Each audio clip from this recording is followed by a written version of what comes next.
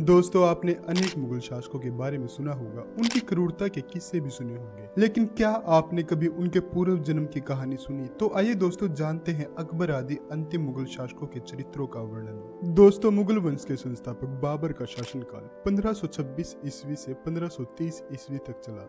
बाबर का पूरा नाम जहीरुद्दीन मोहम्मद बाबर था और 11 वर्ष की उम्र में 1494 ईस्वी में यह फरगाना का शासक बना और 1508 में कंधार पर विजय प्राप्त करने के पश्चात इन्हें एक पुत्र प्राप्त हुआ जिसका नाम हुमायूं रखा गया। हुमायूं बहुत ही क्रूर शासक था। उन्हीं दिनों शंकराचार्य के माधव गोत्र में उत्पन्न मुकुंद नामक एक श्रेष्ठ ब्राह्मण यहाँ अपने 20 शिष्यों के साथ प्रयाग में तप करने के लिए आया और तभी म्लेच्छ बाबर के द्वारा देवताओं की मूर्तियों को नष्ट भ्रष्ट किया जाने लगा। यह जानकर ब्राह्मण मुकुंद ने दुखी होकर अग्नि में अपने प्राणों की आहुति दे दी और उसके 20 शिष्यों ने भी अपने गुरु के साथ उसी अग्नि में अपनी देह को जला दिया। दोस्तों, मुकुंद ब्राह्मण वैसे तो तपस्वी था, पर मुकुंद ने गऊ के दूध के साथ गऊ के रोम का भी पान किया था। इसी दोष के कारण उसका दूसरा जन्म अकबर के रूप में हुआ। दोस्तों, जब हुमायूं कश्मीर के काबुल में रह रहा था तो आकाशवाणी होती है कि तुम्हारा पुत्र बड़ा प्रतापी और भाग्यशाली होगा। तुम्हारे घर एक ब्राह्मण उत्पन्न हुआ है। यह श्रीधर, श्रीपति, शंभु, वरेण्य, मधुवर्ती,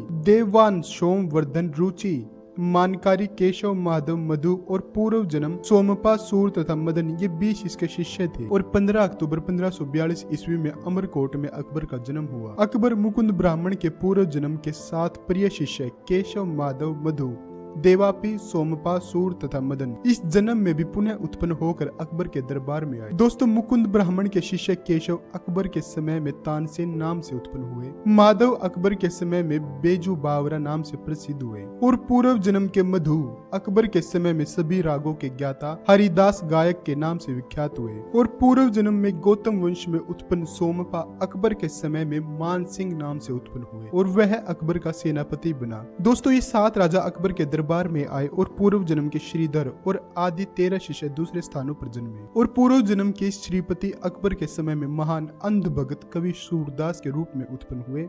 जहांगीर के बाद शाहजहां ने राज किया और उसके 4 बेटे हुए। उनमें से उसका बेटा औरंगजेब था जिसने अपने पिता और भाइयों को बंदी बनाकर खुद राज्य पर राज किया। औरंगजेब अपने पहले जन्म में अंधक नाम का प्रसिद्ध दैत्य था।